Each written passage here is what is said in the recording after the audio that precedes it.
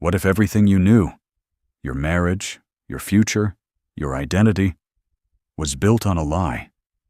Ethan Hayes was the golden boy of Silicon Valley, a tech genius with charm to spare. Olivia was his dazzling wife, 7 months pregnant and the envy of everyone who knew her. But one stormy Tuesday afternoon, Olivia came home early, and what she saw shattered everything. This isn't a story about heartbreak, it's about what came after. A plan so bold, so ruthlessly clever, it flipped the rules of revenge and power on their heads. This is the moment she stopped being the victim and became something else entirely. Before we begin, tell us where you're watching from. We'd love to know. If emotional stories speak to you, hit subscribe and turn on the bell. You won't want to miss this one. Let's dive into it. The Hayes' residence on Crestview Drive was a monument to modern success. A symphony of glass, steel, and polished concrete, it cantilevered over the Emerald Hills overlooking the city, a testament to the architectural genius of its owner, Olivia Hayes, and the financial might of her husband, Ethan. From the infinity pool that bled into the horizon, you could watch the city lights glitter like a fallen constellation. It was a house that whispered, "We've made it." And they had. Ethan Hayes, at 34, was the golden boy of the tech world. His company, InnovateX, had revolutionized data security with an algorithm he'd coded in his dorm room a decade ago. He was sharp, impossibly charismatic, and possessed a restless energy that seemed to power the city itself. He was the man on the cover of Forbes, the speaker at every major tech conference, the husband who still looked at his wife like she was the only woman in the world. Olivia, at 32, was his perfect counterpart. An acclaimed architect from a family of academics, she possessed a quiet strength and an artist's eye. She saw the world in lines, angles, and potential. She had designed their home, not as a showpiece, but as a sanctuary. Every room was meant to frame a view, to capture the light, to create a feeling of serene, unbreachable peace. Now, that peace was about to be shattered. She was 7 months pregnant with their first child, a boy. The pregnancy had softened her edges, filling her with a profound and joyful sense of purpose that eclipsed even her professional accolades. Today, she was coming home early from her final site visit before maternity leave, a file tucked under her arm containing the sonogram from her morning appointment. She'd had them print an extra copy, a perfect black and white profile of their son, which she planned to frame for Ethan's desk as a surprise. The rain began to fall as her Tesla whispered up the long, winding driveway. It was a soft, melancholic drizzle that blurred the edges of the manicured gardens. The house stood silent, its vast windows like dark, unblinking eyes. Ethan was supposed to be in back-to-back meetings downtown until 7.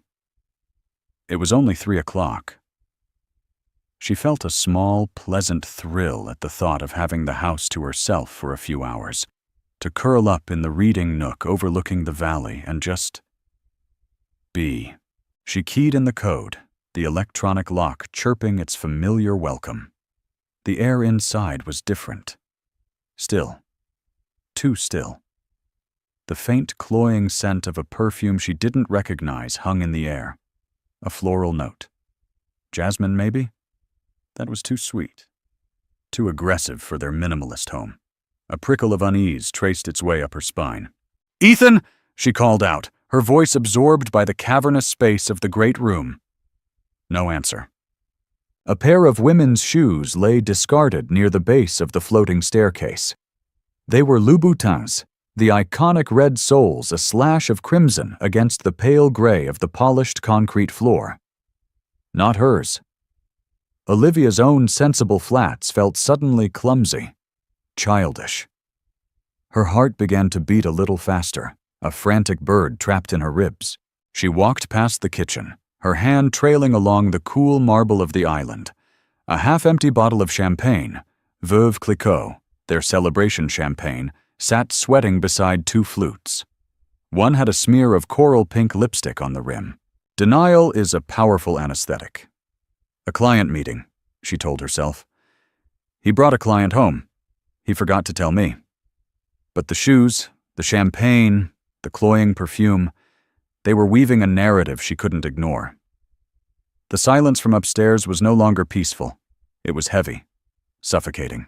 Her feet felt like lead as she ascended the staircase, her hand gripping the cool steel of the railing. Each step was a lifetime. The sonogram photo in the file felt suddenly cold, a relic from another existence. The door to their master bedroom was slightly ajar.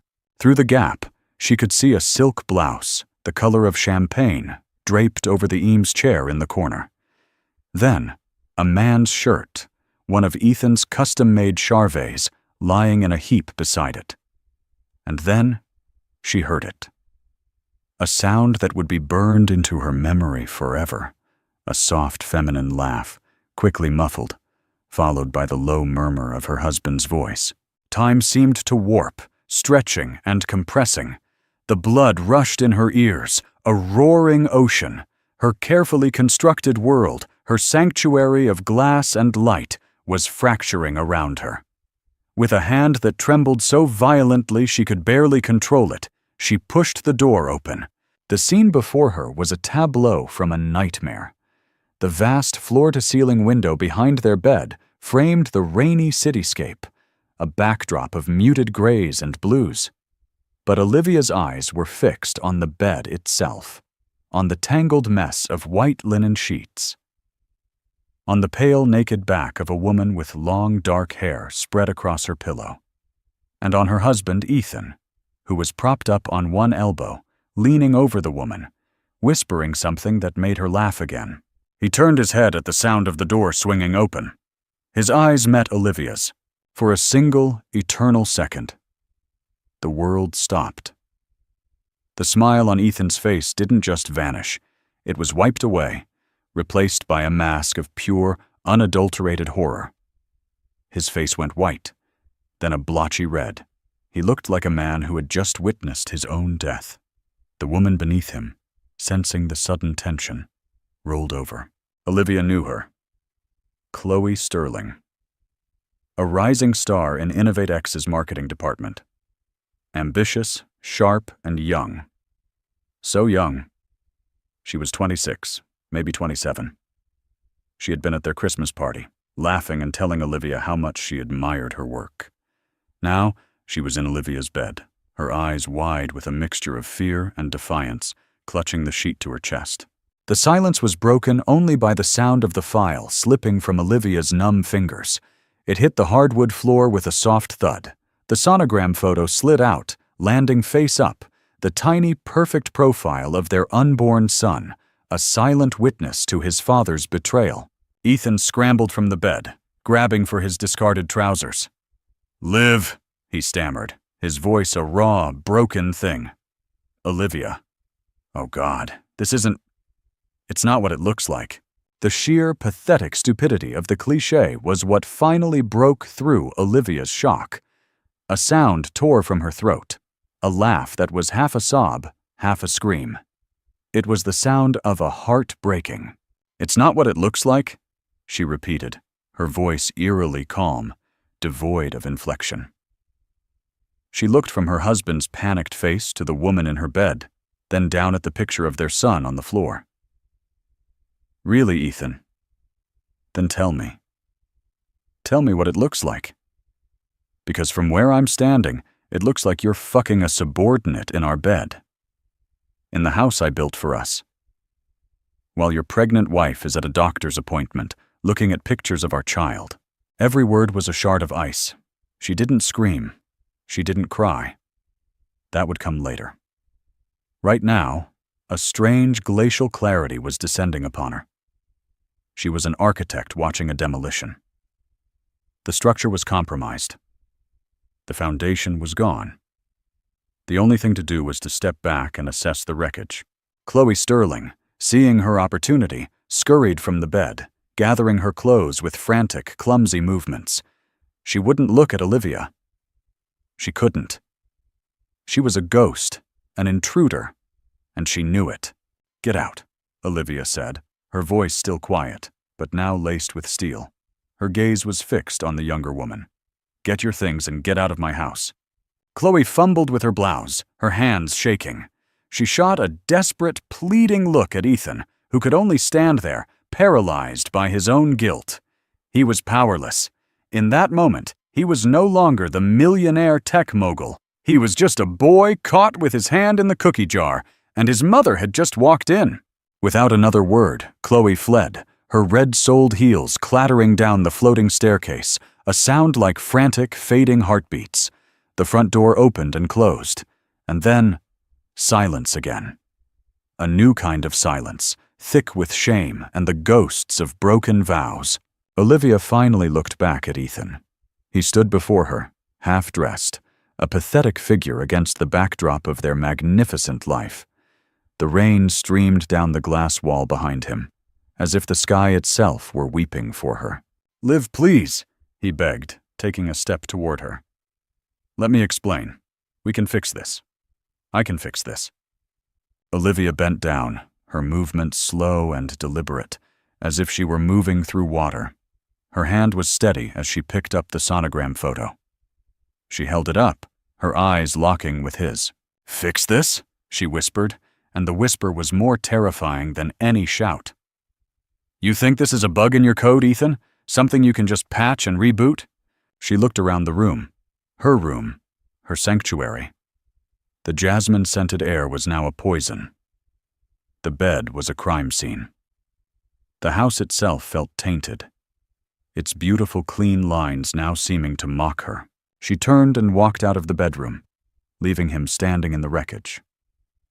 She walked down the stairs, past the lipstick-stained champagne flute, and out the front door into the rain. She didn't know where she was going. She just knew she couldn't be in that glass house for one more second, because it had just become her prison. And as the cold rain soaked her clothes, mingling with the hot, silent tears that finally began to fall, she made a vow. He had torn down her world. Now, she would build a new one, and he would watch. The first 48 hours were a blur of managed chaos. Olivia didn't go to her parents or her sister. She didn't call her best friend and unload in a torrent of tears. To do so would be to make it real in a way she wasn't ready for. It would invite pity, and pity was a luxury she could not afford. Pity was quicksand. Instead, she drove to the Four Seasons in the city, checked into a suite under her maiden name, and turned off her phone. For 2 days, she existed in the sterile, anonymous luxury of the hotel room. She ordered room service she didn't eat. She took baths that went cold. She sat on the balcony, wrapped in a thick hotel robe, and watched the rain lash against the window. Her mind a maelstrom of grief, rage, and a terrifying, hollow emptiness. The architect in her saw the demolition in stark, brutal detail. The foundation of trust pulverized, the support beams of shared dreams snapped, the glass walls of their future shattered into a million irreparable pieces. Ethan, predictably, fell apart. He left dozens of voicemails, swinging wildly from panicked apologies to desperate declarations of love. He sent texts that read like frantic, disjointed prayers. He had security try to track her credit card, but she had paid for the hotel in cash. He was a man who could control global data streams, but he couldn't find his own wife. The loss of control was driving him mad. On the third morning, Olivia woke up, and the storm inside her had passed.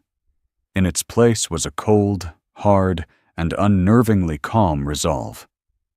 The grief was still there, a solid, heavy weight in her chest, but it was no longer in control. She was.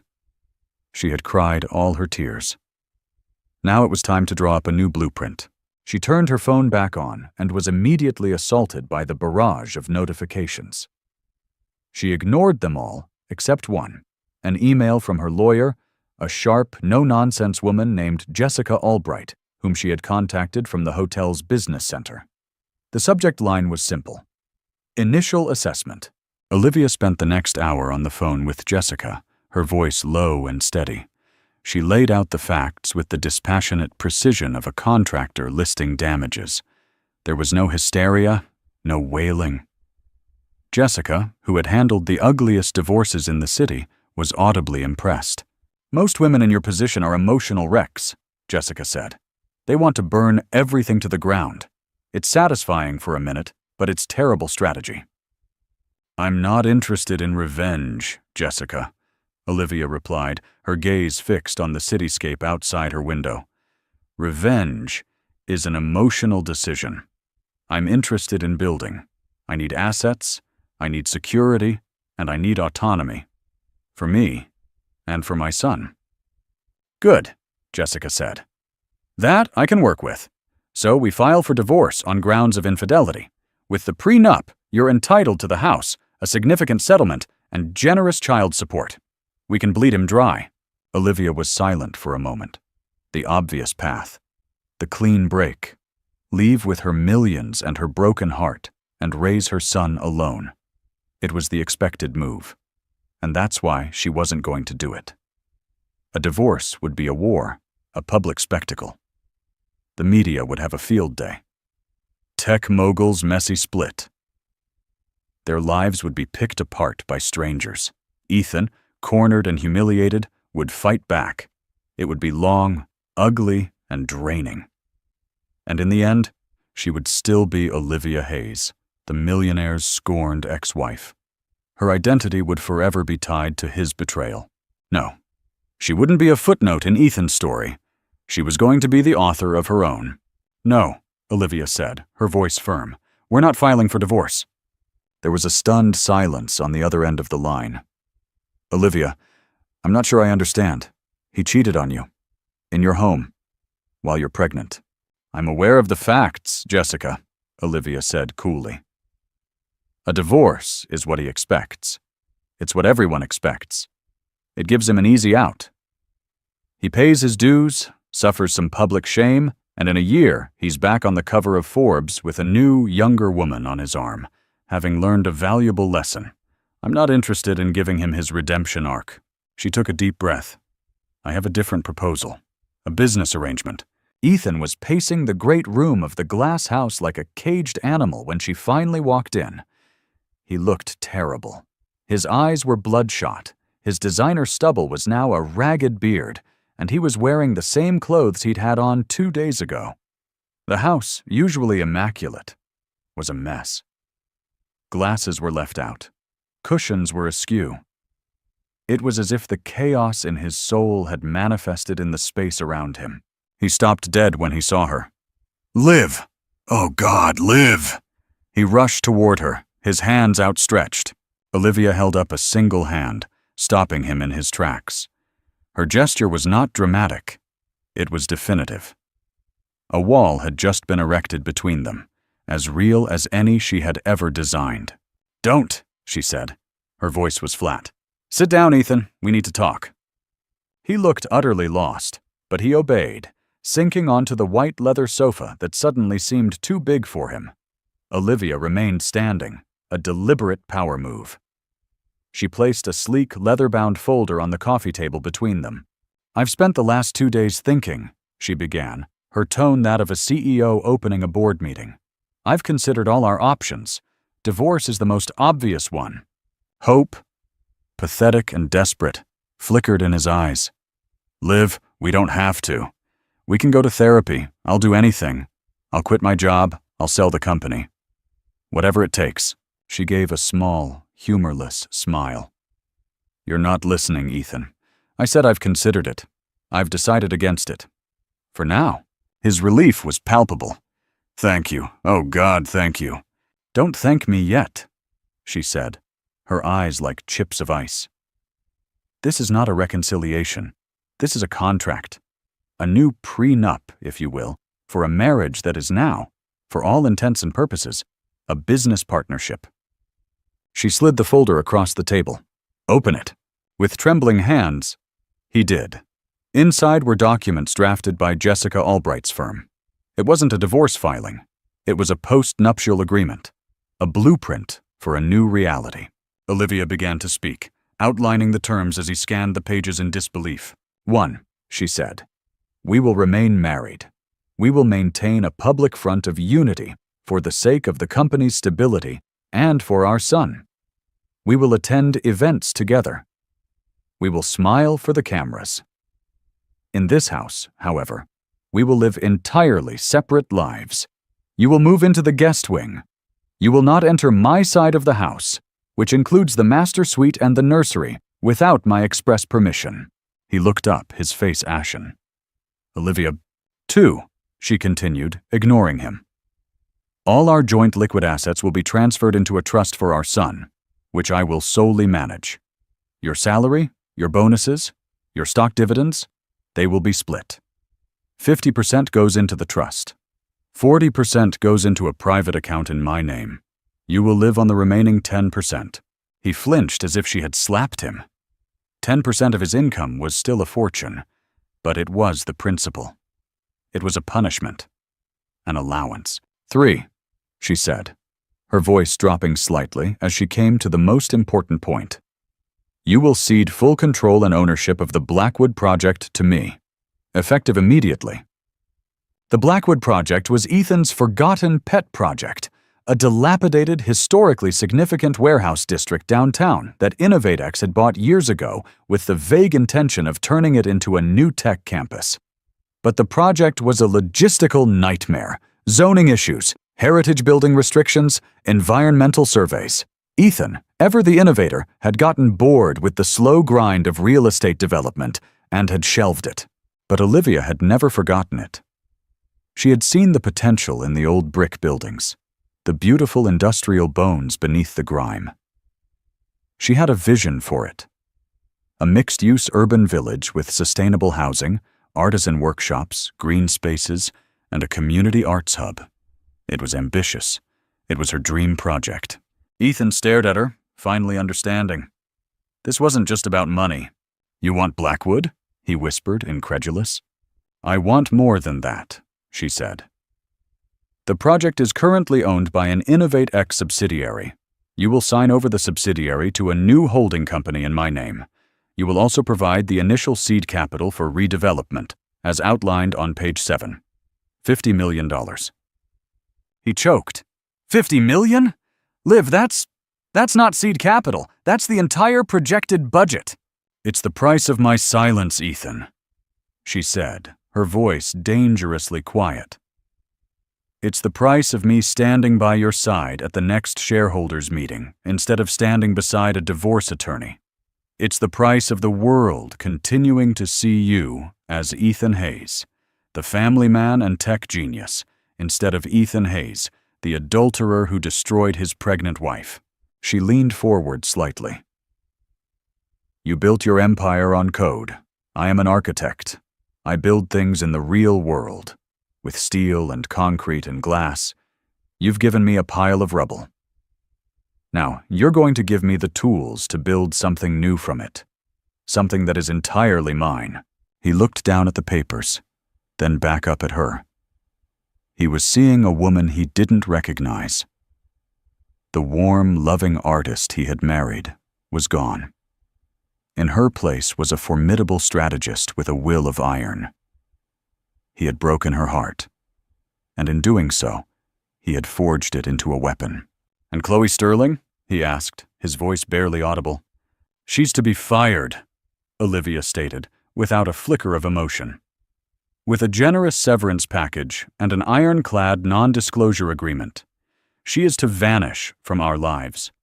If I ever see her, hear her name, or smell her perfume again, this deal is off the table, and Jessica Albright will unleash hell. Is that clear?" He nodded, defeated. The fight had gone out of him.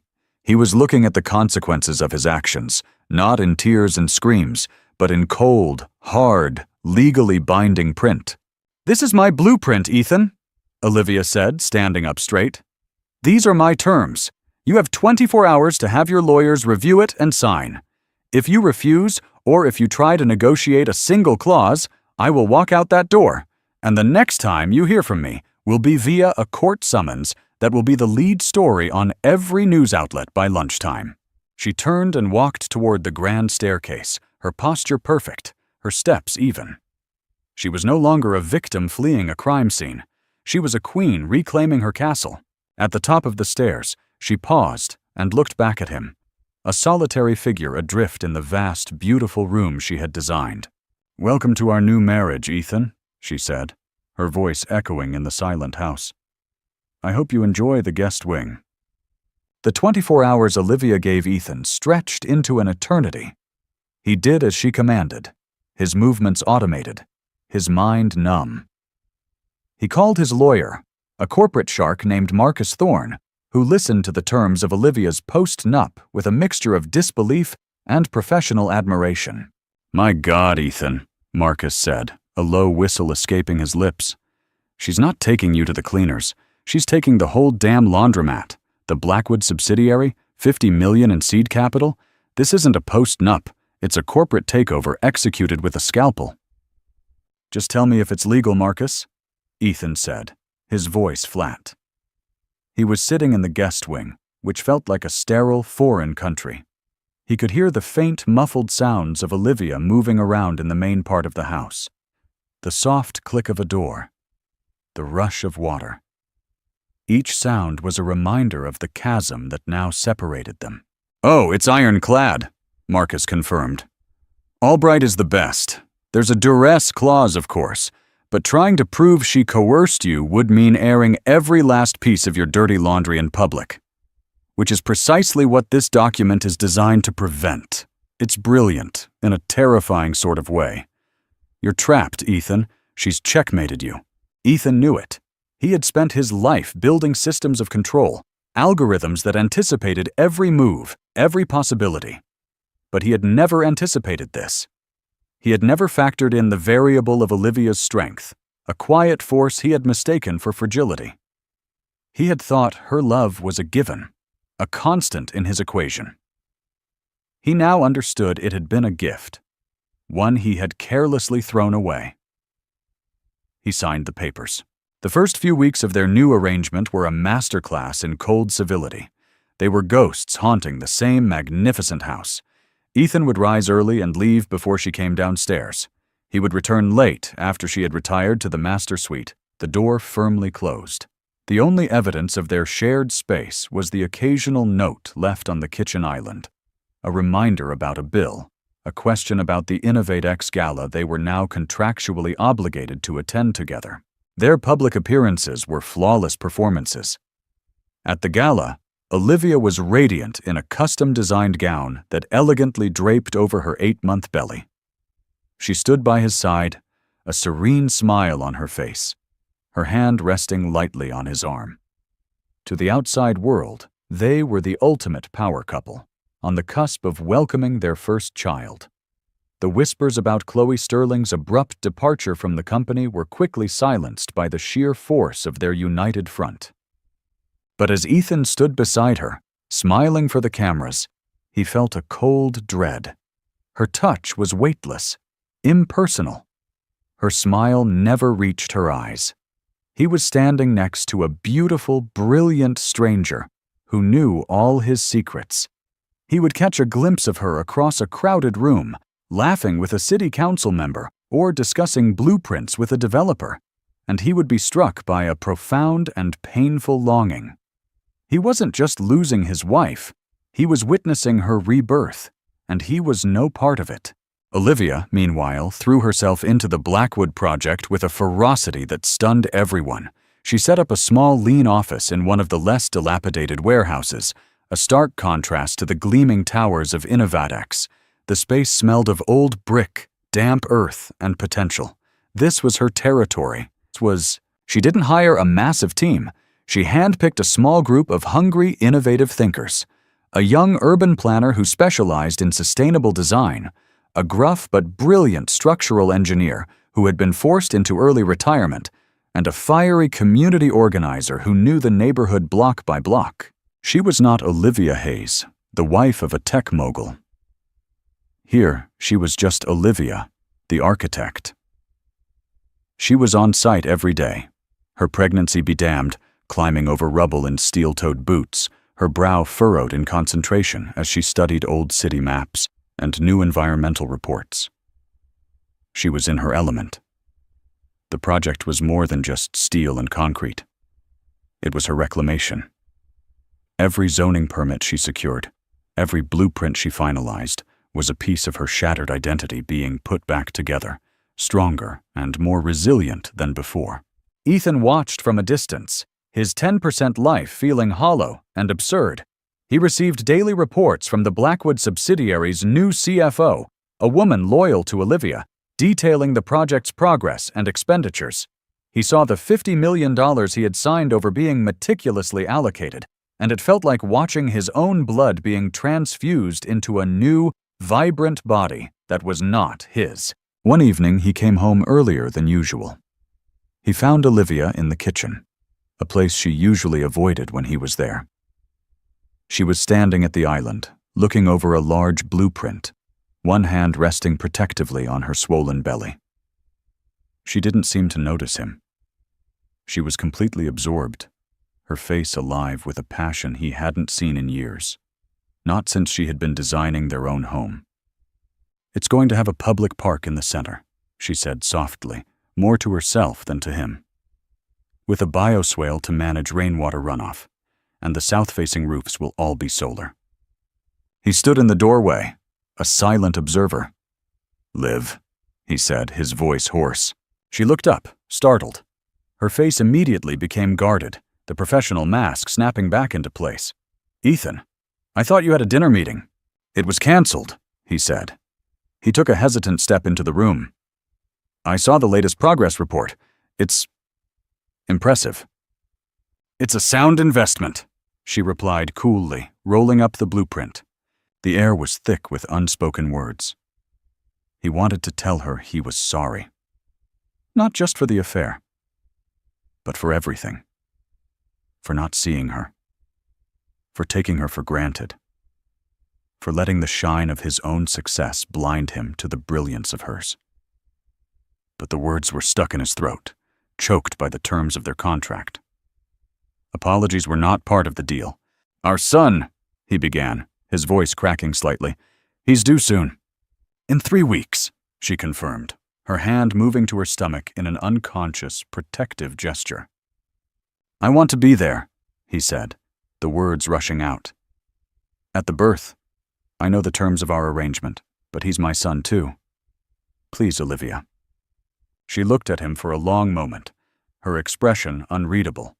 He saw a flicker of the old Olivia, the woman he had married, a flash of vulnerability in her eyes before the architect's mask descended again. "You will be there," she said finally, her voice devoid of warmth. "It's important for the narrative. The devoted father. It's good for the brand." The words hit him like a physical blow. The brand, their marriage, their child, all reduced to a marketing strategy. It was a cruelty so precise, so perfectly aimed, he knew he deserved it. 3 weeks later, Leo Hayes was born. Ethan was there, as promised. He held Olivia's hand, not as her husband, but as a silent partner in a joint venture. He cut the umbilical cord, his hands shaking, and when the nurse placed the tiny, screaming baby in his arms, his world tilted on its axis. He looked at his son, his perfect, innocent son, and then at Olivia, her face pale and exhausted, but filled with a fierce, primal love that was directed solely at the child in her arms. In that moment, Ethan understood the true extent of his loss. He hadn't just broken a marriage, he had forfeited a family. He had his name on the birth certificate. He had a room waiting in the guest wing of the house. But he was a father with no rights, a husband with no wife, a king in a glass castle, utterly and completely alone. And across the city, in a dusty warehouse district, the foundation for his wife's new empire was being laid, brick by painful brick. The first year of Leo's life passed in a structured, carefully managed rhythm dictated entirely by Olivia. The glass house was no longer a home, it was a high-end co-parenting facility. Ethan's access to his son was laid out in a shared digital calendar with the cold precision of a business schedule. Leo time, 7 Kanze IM, 8:30 a.m., and Leo story, time, 6 Hans p.m., 6:45 p.m. During these allotted slots, Ethan would emerge from the guest wing and enter the main house, his heart pounding with a mixture of love and trepidation. Olivia was usually present, a silent, watchful supervisor. She would sit in a nearby armchair, ostensibly reading a report or answering emails on her tablet, but he knew her attention was fixed on him. He felt like an intern on probation. He learned to parent under a microscope. He became an expert at changing diapers, warming bottles, and mastering the gentle rocking motion that soothed Leo's cries. He did it all with a desperate, clumsy tenderness.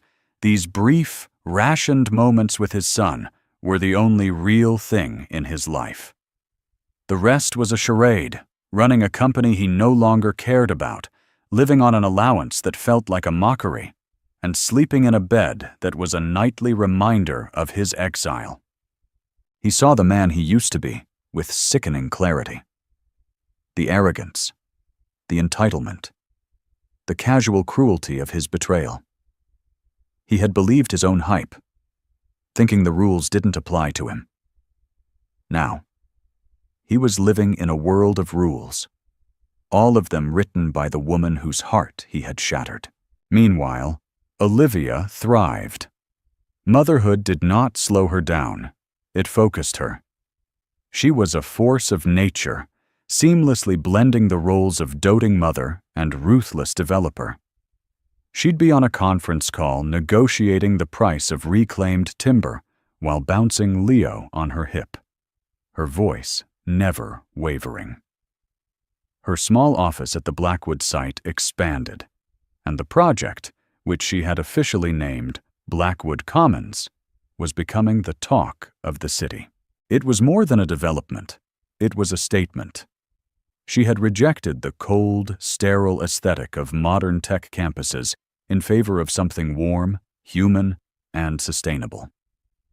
She prioritized local artisans, insisted on green building materials, and designed public spaces that encouraged community interaction. She was building the anti-Innovatex, the anti-Ethan. And it was beautiful. The press, which had once fawned over Ethan, was now captivated by Olivia. She was the rising star, the visionary architect creating a new heart for the city. They called her the architect of the future. In interviews, she was poised and brilliant. When asked about her husband, she would smile serenely and say, "Ethan is incredibly supportive. He's a wonderful father, and his belief in this project has made it all possible." Each public declaration of his support was a perfectly sharpened knife for Ethan. He was a prop in her success story, the silent, check-writing husband in the background. He had wanted to be the hero of his own story, but he was now a supporting character in hers. The first major crack in their carefully constructed arrangement appeared 18 months after Leo's birth. The Blackwood Commons was entering its most critical phase of construction, and Olivia was working around the clock. She was leveraged to the hilt, having poured every cent of the initial seed capital and secured massive loans based on the project's future earnings. The crisis came from an unexpected quarter. A powerful, old-money real estate magnate, a man named Alistair Finch, had been quietly buying up properties surrounding the Blackwood site. Finch was a dinosaur of the old school. He built monolithic glass towers and had no patience for Olivia's artisanal nonsense. He saw her success as a threat to his dominance. Finch launched a hostile campaign. He used his influence at City Hall to challenge her zoning variances, tying her up in bureaucratic red tape. He filed frivolous environmental lawsuits, forcing costly delays. He poached 2 of her key contractors with offers they couldn't refuse. It was a war of attrition, designed to bleed her dry and force her to sell the project to him for pennies on the dollar. Olivia fought back with everything she had. She worked later, pushed harder, her face etched with a familiar stress that Ethan recognized. He saw her one night, long after Leo was asleep, staring at a spreadsheet on her laptop, her shoulders slumped in defeat. The invincible architect looked, for the first time, vulnerable. He found himself hovering in the doorway of the great room. Their contract forbade him from interfering in her business. It was her empire, her fight. But watching her struggle, Watching this old vulture try to tear down the beautiful thing she was building ignited a protective instinct he thought he had lost. "It's Finch, isn't it?" he said softly. She looked up, her eyes flashing with anger, as if his presence were an intrusion on her private pain. "This is my concern, Ethan. It has nothing to do with you." "He's trying to break you," Ethan continued, taking a step into the room. "He's using delay tactics to trigger the penalty clauses in your loan agreements. If you miss your completion deadline, the interest rates will skyrocket. He's trying to force a default." She stared at him, surprised by the accuracy of his analysis. She had forgotten that beneath the wreckage of their marriage lay the mind of a brilliant strategist. "My lawyers are handling it," she said stiffly, turning back to her screen. "Your lawyers are litigators. You don't need a lawyer right now, Olivia. You need a weapon," he said. He walked over to the coffee table and picked up a stylus and a tablet. He began sketching, not lines of a building, but a web of connections, a flowchart of power. "Finch Consolidated is a publicly traded company," he said, his voice gaining the old energy and focus she remembered. "But his real power comes from his private equity firm, Finch Capital. It's a black box, but it's not infallible." He started talking about shell corporations, leveraging minority shareholder positions, and launching a proxy fight. He spoke of data analytics, of finding Finch's digital pressure points. It was the language of corporate warfare, a language he spoke fluently. He was mapping out a counterattack so audacious, so complex, it made her lawyer's strategies look like playground squabbles. Olivia watched him, mesmerized.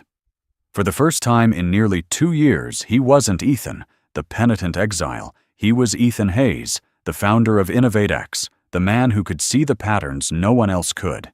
He wasn't looking at her with guilt or longing, but with the focused intensity of a partner solving a problem. "You could use InnovateX's data analysis division," he said, his eyes gleaming. "We could build a predictive model of his financial network, find his weakest link, and exploit it. We could bury him in his own paperwork." She was silent for a long time, the tablet glowing between them. The air was charged with a new, unfamiliar energy. Her contract, her blueprint for their separate lives, had not accounted for this. It had not accounted for a scenario where she might need him. Not his money, but his mind. His particular brand of genius.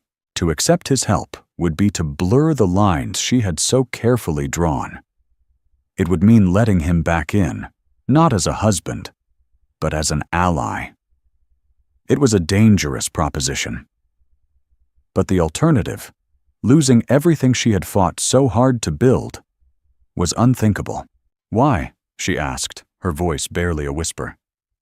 "Why would you do this? It's not in the contract." Ethan finally looked up from the tablet, his eyes meeting hers. The strategic fire in them softened, replaced by a raw, aching sincerity.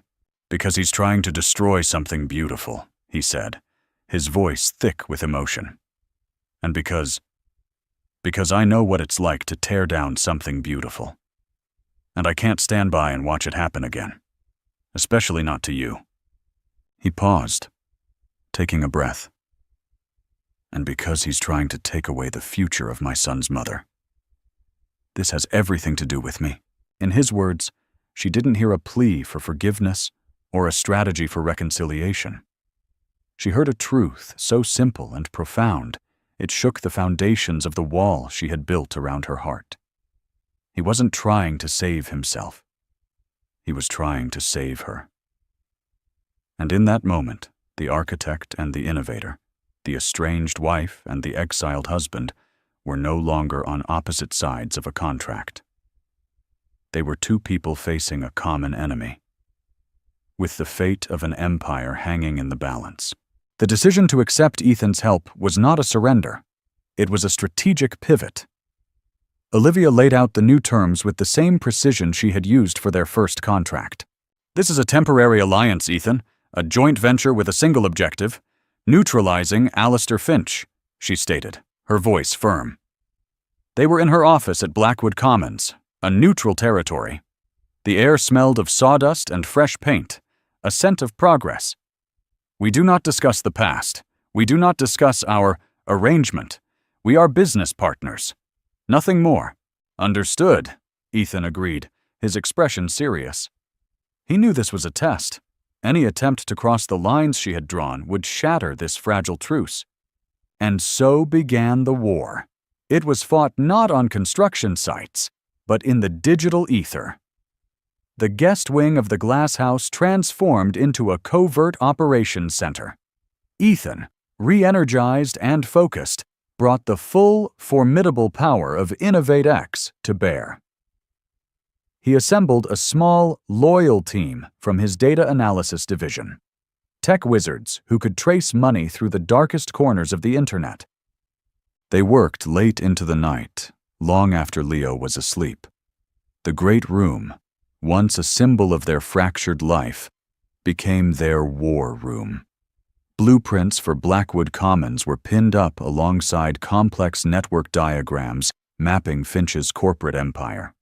For the first time in 2 years, they shared a space without the suffocating weight of their personal history. They were united by a common goal, their minds locked in a dance of strategy and counter-strategy. Olivia had never seen Ethan like this, not even in the early days of InnovateX. He was relentless, brilliant, and utterly in his element. He would pace the room, firing off ideas, connecting disparate pieces of information with breathtaking speed. And she was his equal, her deep understanding of urban planning and real estate law providing the real-world context for his digital attacks. She would point to a weakness in Finch's property portfolio. He would devise a way to exploit it online. One night, hunched over a satellite map of Finch's holdings, their heads were bent close together. Her hair brushed against his cheek, and the faint scent of her shampoo, a clean, citrusy fragrance he remembered so well, filled his senses. He froze for a fraction of a second. She pulled back slightly, a flicker of awareness in her eyes. The air crackled with unspoken electricity. The business partners were, for a moment, just a man and a woman in a quiet house. "We should focus," she said, her voice a little too sharp as she pointedly tapped the screen. The moment passed, but the memory of it lingered. The wall between them, once solid concrete, now felt like porous stone.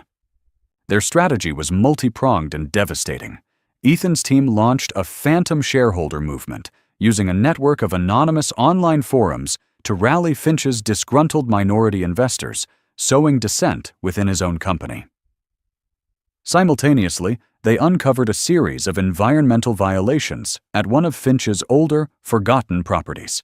Violations he had paid to keep buried for years. They leaked the information not to a major news network, but to a small, fiercely independent environmental blog. The story caught fire, and Finch, who prided himself on his public image, was suddenly mired in a PR nightmare. Alistair Finch, the old lion, was bewildered. He was being attacked from a dozen different directions at once. His legal challenges to Blackwood Commons were mysteriously delayed in committee. His stock price dipped. His carefully curated reputation was being dismantled online by an army of invisible enemies. He knew he was at war, but he couldn't see his opponent. The turning point came when Ethan's team found the real skeleton in Finch's closet, a secret offshore account in the Cayman Islands, used to funnel money to a corrupt city official in exchange for favorable zoning decisions a decade prior. It was the kill shot. "We have him," Ethan said, his voice quiet with triumph. It was nearly 3 a.m. They were alone in the great room, the city lights twinkling below. Leo was asleep upstairs. Olivia looked at the evidence on the screen, a clear, undeniable trail of corruption. They could destroy Finch completely, ruin his life, end his career. A year ago, she might have relished the thought. But something had shifted. "What do we do with it?" she asked. "We could leak it," Ethan suggested. "The district attorney would have a field day. He'd go to prison." Olivia shook her head slowly. "No, that's his move. That's what he would do to us." She looked at Ethan, her gaze direct and searching. "We're not him." In that moment, Ethan felt a surge of admiration so powerful, it almost brought him to his knees. She had been betrayed, humiliated, and attacked, yet she had not allowed the darkness of the world to extinguish her own light. She was fighting to win, but she was determined to do it on her own terms. "So what do you suggest, partner?" he asked, the word feeling more real than it ever had before. "We use it as leverage," she said. "We don't destroy him, we neutralize him." The next day, Olivia met Alistair Finch for coffee. She walked in alone, calm and composed. She slid a single piece of paper across the table, a bank transfer record with an account number and a name. Finch looked at it, and the color drained from his face. "All your lawsuits will be dropped," Olivia said, her voice soft but firm. "All your challenges at City Hall will be withdrawn. You will sell me the 3 properties you own bordering Blackwood Commons at their original market value, and you will never interfere with my business, or any business connected to me, ever again. In return, this," she tapped the paper, "disappears forever." Finch, the titan of industry, looked like a broken man. He had been outmaneuvered, outplayed, and utterly defeated. He nodded slowly. Unable to meet her eyes, Olivia walked out of the coffee shop and into the bright sunlight, feeling a sense of victory that was deeper than she had expected.